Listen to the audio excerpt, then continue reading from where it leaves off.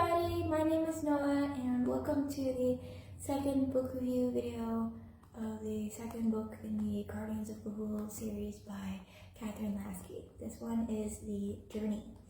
And so we left off with the four orphaned owls, Soren, Gilfie, Twilight, and Digger, as they continued on their journey to find the great tree of GaHoole. And one thing I want to show you is when they do find it, this really beautiful illustration right here, just real quick. When on their journey, they are tempted by the mirror lakes to stay in a dreamy state of bliss. They also face blizzards of immense strength, and eventually, after a really long and tiresome journey, they do find the tree. And they must train under the guidance of those owls in the tree and learn what it takes to be true owls of GaHoole, the noble owls who save the whole of owlkind and do noble deeds. And they must learn how to feel in their gizzard, or in human terms, basically to pay attention to the feeling in your gut that tells you right from wrong.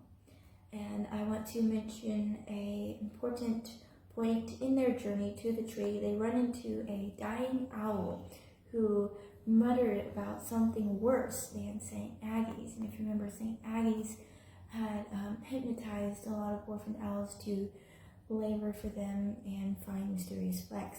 So something, he never said what it was before he died, but it's something really serious, so good to find that out in the next books. But whatever it is, worse than St. Aggie's must be pretty bad. And so the owls are really worried about that.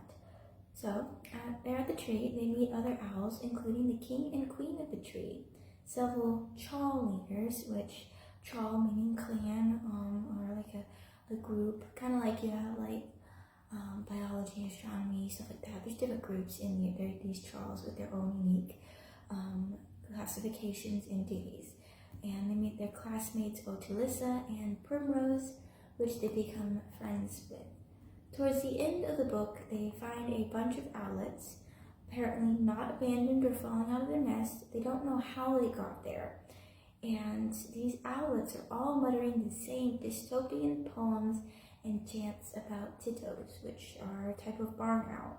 One of these owlets is a nearly full-grown barn owl, Eglantine, who was Soren's sister, and when he had fallen out of this tree and gotten kidnapped, he didn't know what happened to her, and now they find her, but she's been muttering these sayings over and over, and they don't know why.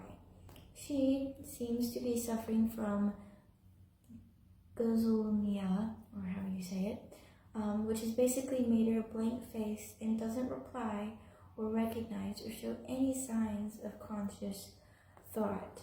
I will say at the end they are jolted out of this state, her and the other owlets, but I will tell you how in the next video. So stay tuned for that. Bye!